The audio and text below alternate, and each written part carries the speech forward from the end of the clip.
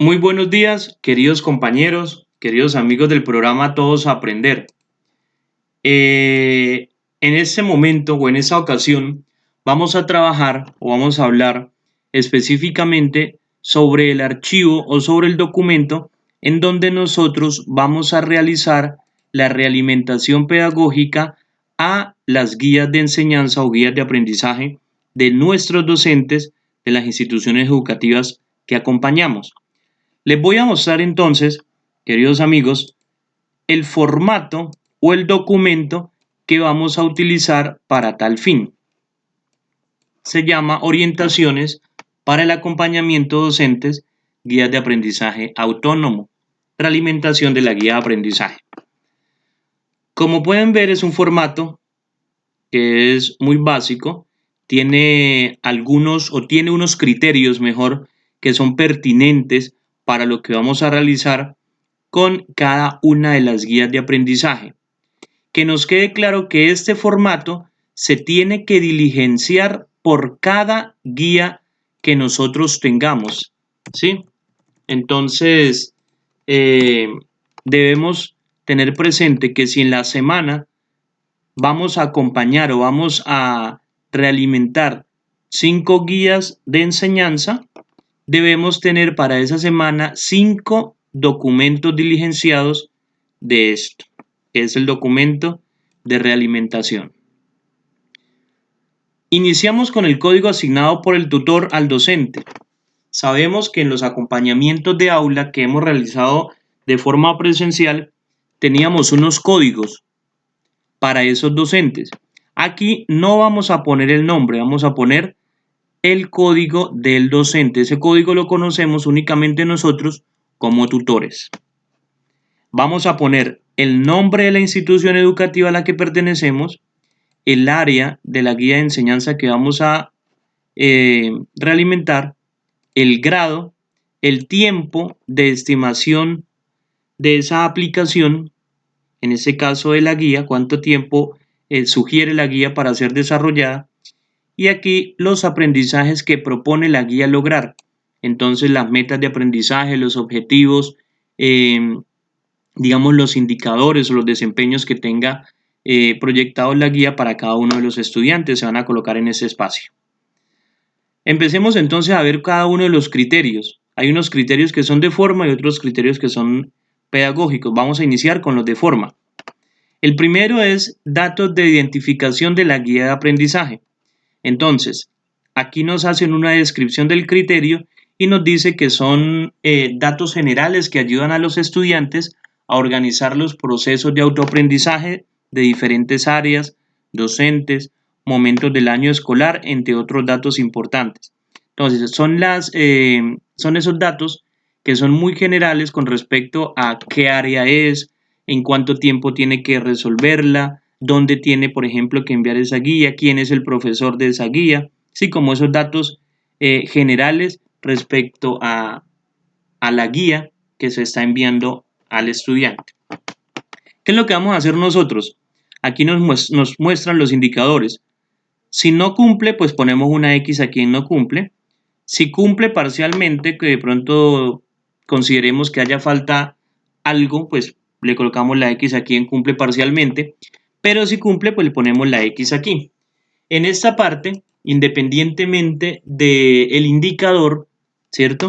No debemos poner una observación, algunos comentarios respecto a si vamos a fortalecer, ¿cierto? Ese aspecto o ese criterio, o si es necesario realizar algunos acuerdos para que en la próxima ocasión que vamos a tener realimentación, ese aspecto pueda ser superado y mejorado. Y así con los demás criterios. Por ejemplo, el segundo criterio de forma es el tipo y tamaño de fuente.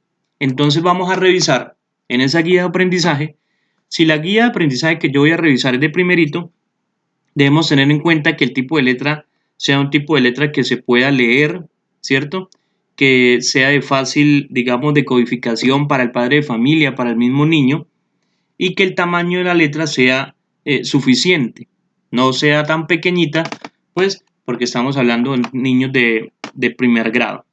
Ahora, Si la guía de enseñanza es de quinto y cuenta con una letra muy grande, pues también es un factor que tenemos que prestarle atención, ya que pues podría ser desperdicio, digamos, de espacio en cuanto a las hojas, y podría ser en el grado quinto el tipo de fuente o el tipo de letra puede ser un poquito más pequeño, ¿no? Dependiendo de eso, cómo lo consideremos, podemos colocar si no cumple, si cumple parcialmente, o si cumple, si está a consideración nuestra, está, digamos, pertinente, y colocamos la observación necesaria. El siguiente criterio son los campos de escritura.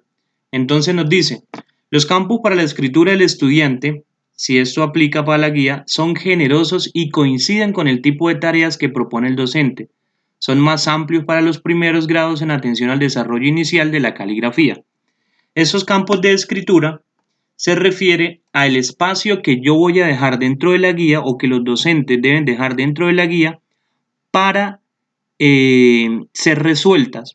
Entonces, si es un niño de primerito, vuelvo y pongo el ejemplo, y una de las preguntas es, ¿qué te imaginas que es una mariposa? Dibújala.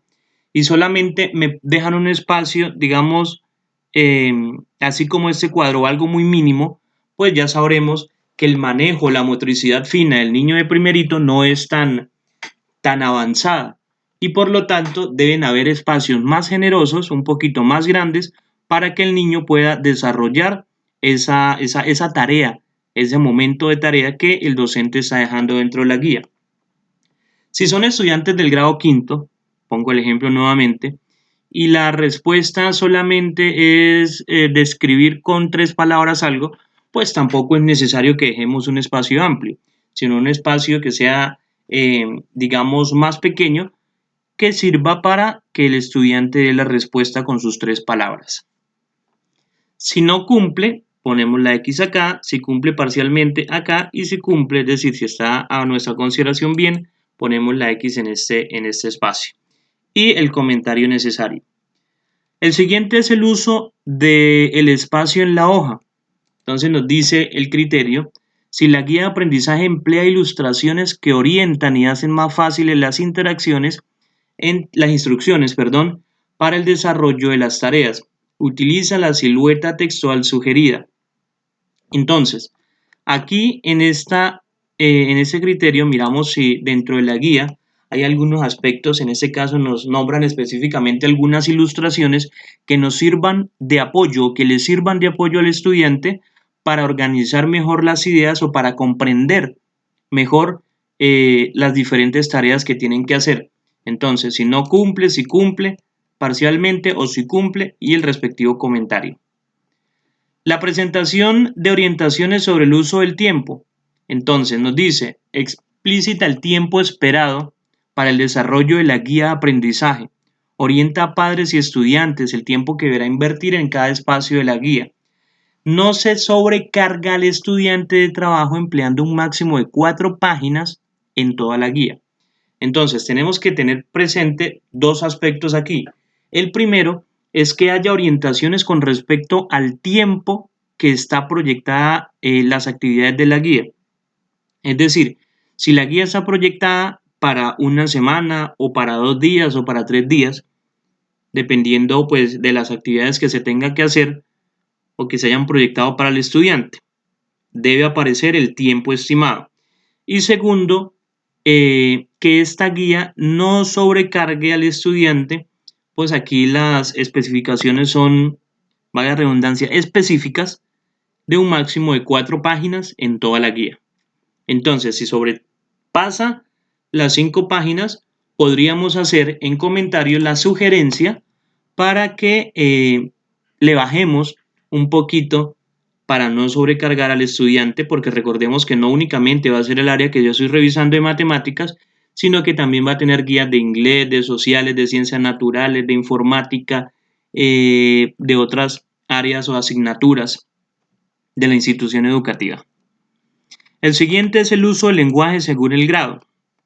Para esto tenemos que tener presente el vocabulario utilizado, ¿cierto?, en esas palabras escritas del docente para cada uno de los grados. Sabemos que a medida que los niños avancen en edad, pues tienen, digamos, como un conocimiento enciclopédico mucho más amplio y tienen unos significados más amplios en su vocabulario, tienen una mayor cantidad de palabras que puedan entender, mientras que los estudiantes, por ejemplo, de primerito, es más reducido ese vocabulario. Por tanto, tenemos que buscar palabras que se adapten al grado específico de la guía. Y eso lo debe saber nosotros, pues como docentes que orientamos algunas asignaturas o clases en una institución educativa. El comentario, por supuesto, de acuerdo a lo que se comentó en estos espacios de si cumplió parcialmente o si no cumplió.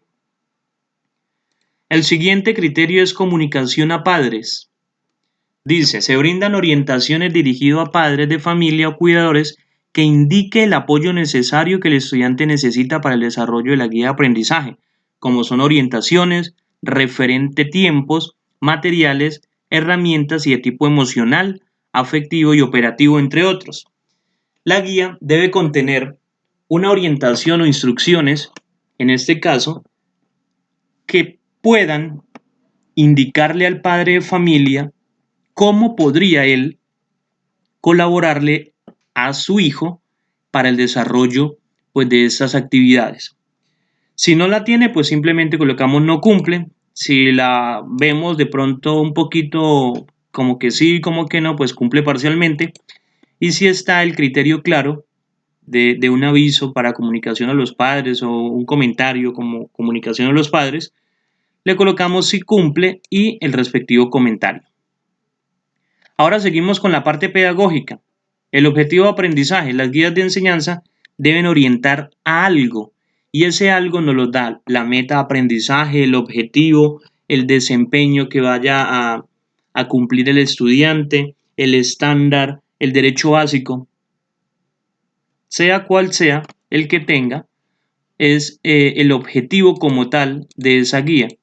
Entonces, si se registra ese objetivo, es decir, la orientación que se le va a dar pedagógica a la guía, de acuerdo a eso ponemos si cumple, si no cumple, si cumple parcialmente o si no cumple y el comentario. El siguiente son instrucciones. Presenta a los estudiantes los recursos que la guía de aprendizaje involucra y se brindan algunas recomendaciones generales sobre el uso de estos. Las instrucciones de las guías de aprendizaje, compañeros, deben ser muy claras, ¿cierto? Deben ser muy específicas que orienten el paso a paso que los estudiantes van a hacer con cada una de las actividades. ¿Por qué? Porque nosotros como docentes no vamos a estar presencialmente apoyando esas guías, van a estar solo con los padres de familia, con algunos adultos responsables y muchas veces los estudiantes van a estar solos. Y la idea es que sea a través de esa guía de enseñanza que el estudiante pueda desarrollar las actividades de forma autónoma. Pero para hacerlo debe entender, ¿cierto? Debe parafrasear cada una de las instrucciones. Y eso se puede solamente si las instrucciones son claras y llevan un paso a paso que sea muy específico. Hacemos la acotación si no cumple, si cumple parcialmente o si cumple y el respectivo comentario. Y luego se viene la estructuración como tal, ¿cierto? De la guía. Inicia con el qué voy a aprender, exploración. La pregunta es si esas guías de aprendizaje inician activando los saberes o los conocimientos previos de los estudiantes, ¿cierto? Si hace una ambientación previa para involucrar al estudiante al contenido formal de la guía. Si sí pasa, pues le colocamos si cumple, si más o menos colocamos cumple parcialmente o si no cumple, pues la X acá y el respectivo comentario o sugerencia. Lo que estoy aprendiendo facilita la construcción de significados, desarrollo de habilidades, preguntas, organizar la información, utilización de organizadores gráficos, mapas mentales, conceptuales u otros, que es el cuerpo mayor del trabajo de la guía. Entonces, toda la parte, digamos, como conceptual del desarrollo de esa guía debe ir acá y debe aparecer dentro de ese proceso que están llevando los estudiantes a través de las guías de enseñanza. Si no cumple, se pone acá la X, si cumple parcialmente acá, y si cumple, la X acá y el respectivo comentario. ¿Cómo sé que aprendí la transferencia? Entonces, ¿a qué se refiere esta parte?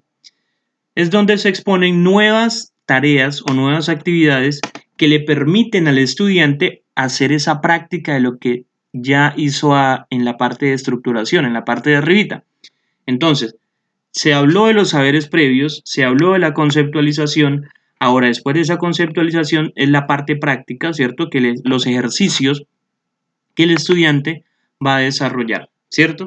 Eso es lo que precisamente nos da los niveles de desempeño básico, alto o superior para que los estudiantes afiancen esos conocimientos o habilidades que fueron el objeto de aprendizaje o meta de aprendizaje. ¿Qué aprendí? El siguiente criterio. Entonces la guía de enseñanza debe contar con o presentar un espacio final para que el estudiante evalúe el proceso de manera metacognitiva a partir de preguntas. Entonces, al final de la guía, de todo el proceso que realiza el estudiante, deben aparecer preguntas tales como ¿qué aprendí? ¿Por qué es importante lo que he aprendido? ¿Qué se me dificultó? ¿Tuve la ayuda de mis padres, por ejemplo? Bueno, preguntas que lleven al estudiante a reflexionar precisamente sobre ese proceso que ya realizó, que es el de la guía de aprendizaje o guía de enseñanza. Si sí lo tiene, pues colocamos la X en sí cumple, si lo tiene más o menos en cumple parcialmente y si no lo tiene, pues no cumple y la respectiva sugerencia o comentario. Y por último, compañeros, las referencias. Nos dice que se referencian textos, revistas y otros recursos de apoyo que se tienen en cuenta en la guía, respetando obviamente los derechos de autor. Se anexa la bibliografía, enlaces y otros apoyos para profundizar lo aprendido. En todo caso, sabemos que nuestros estudiantes no tienen, pues digamos, algunos conexión a internet, etcétera, etcétera, y si nuestros docentes tienen la posibilidad de crear estas guías de aprendizaje y necesitan o se les hace urgente tener otro tipo de ayuda, en este caso bibliográfica, se hace necesario que ellos adjunten a esa guía de enseñanza ese documento, con el fin de que ese proceso sea alcanzado por todos los estudiantes a que les lleve la guía y no únicamente pues que el estudiante dentro de la guía, vaya a un link y que el estudiante no tiene internet, entonces no puede acceder a ese documento, a ese contenido que tiene el link porque definitivamente no tiene internet. Entonces, si de pronto hay algo que adjuntar a esa guía, pues creo que es pertinente para que ese proceso de enseñanza que estamos realizando ahorita como medida de prevención, pues sea accesible a todos los estudiantes o a la gran mayoría. Y por último, el documento de realimentación a la guía docente contiene un espacio donde vamos a realizar las conclusiones y el acuerdo. Ese espacio está dispuesto para que se registren los elementos que posibiliten la construcción y análisis de las próximas guías que vamos a acompañar. Compañeros, este es entonces el formato con el que vamos a analizar y con el que vamos a realimentar cada una de las guías. Vuelvo y les repito, si en la semana del 11 al 15 que iniciamos los acompañamientos, hacemos 5 acompañamientos, es decir, analizamos 5 guías de enseñanza, debemos cumplir o debemos diligenciar 5 documentos de estos que ya pues les expliqué. Ahora les voy a mostrar, compañeros, lo siguiente para que estemos atentos en cada una de las responsabilidades que tenemos como docentes tutores del programa Todos Aprender. Ya conocemos ese documento, ya conocemos también el informe pedagógico que es el que vamos a mostrar y a iniciar cada uno de nosotros. Iniciamos los acompañamientos el próximo 15 de mayo, el próximo 11, perdón. La semana del 11 al 15 va a ser la primera. ¿Qué tenemos que hacer en esta semana, queridos compañeros? Primero, es el anexo 4, que es el informe pedagógico semanal. Segundo, el anexo 5, que es el acta de apertura y cierre de ciclo. Y tercero, que es el anexo 7, que es realimentación de guía de aprendizaje, que es lo que estábamos viendo ahorita. Esto solo para la semana del 11 al 15. Ahí tenemos una nota. Recuerde que el informe pedagógico, que es el anexo 4, debe enviarse semana a semana al directivo docente. Ya eso nos tiene que quedar, digamos, ya en mente. Entonces, hago el replanteamiento. Para la semana del 11 al 15 tenemos que tener el informe pedagógico semanal, que tenemos que enviárselo al rector o al directivo docente de nuestra institución. Tenemos que tener el anexo 5, que es el acta de apertura y cierre de ciclo. ¿Por qué lo tenemos que hacer? Porque este documento, esta acta, es el inicio del ciclo, y también la vamos a ver ahorita cuando miremos la semana del 1 al 5 de junio, que también la vamos a tener porque ya tenemos que tener el cierre de ciclo. Y tercero, el anexo 7, que es realimentación de la guía de aprendizaje. Como ya les dije, si en esta semana del 11 al 15 vamos a hacer 5 realimentaciones, entonces tenemos que tener 5 documentos que sean el anexo 7, que son muestra de los 5 acompañamientos que realizamos. Para la semana del 18 al 22 vamos a tener la responsabilidad del anexo 4, que es el informe semanal. Lo enviamos nuevamente al rector o al directivo docente de nuestro establecimiento educativo, y también el anexo 7, que es realimentación de la guía de aprendizaje. Vuelvo y repito, si en la semana del 18 al 22 hacemos 5 acompañamientos, debemos tener 5 anexos 7. Esto, la nota vuelve y nos dice que si en esa semana hacemos el informe pedagógico, se lo tenemos que enviar a el rector de nuestra institución educativa. Seguimos con la semana del 26 al 29 de mayo. Tenemos que tener el anexo 4, que es el informe pedagógico semanal, y el anexo 7, que es la realimentación de la guía de aprendizaje. Nuevamente nos dice que la nota, el anexo 4, debemos enviarlo a el rector de nuestra institución educativa. Y por último, tenemos la semana del 1 al 5 de junio. Para esto, vuelve y tenemos el anexo 4, que es el informe pedagógico semanal, que debemos enviárselo al rector. Tenemos el anexo 5, acta de apertura y cierre. En este caso va a ser cierre de ciclo, sería el 5 de junio. Y tenemos el anexo 7, que es la realimentación de la guía de aprendizaje. Este 5 de junio, ¿cierto? Tenemos nosotros el cierre como tal del ciclo. Se va a disponer de unas carpetas en el Drive para subir cada uno de estos documentos. De la semana del 11 al 15 de mayo, de la semana del 18 al 22 de mayo, de la semana del 26 al 29 de mayo y la semana del 1 al 5 de junio. En su momento, en su debido momento, ya ustedes, pues nosotros tendremos el link del Drive o la carpeta del Drive, en donde vamos a subir todos estos documentos. Esto sería todo por hoy, compañeros. Agradecerles a ustedes la atención puesta, y la idea era recalcar, ¿cierto?, la importancia de nuestro trabajo que estamos realizando con las instituciones educativas en donde estamos asignados, y hacerlo lo mejor posible a través de diferentes medios para poder llegar hasta todos ellos. Entonces, espero que haya sido útil este video para todos ustedes. Muchísimas gracias entonces a todos.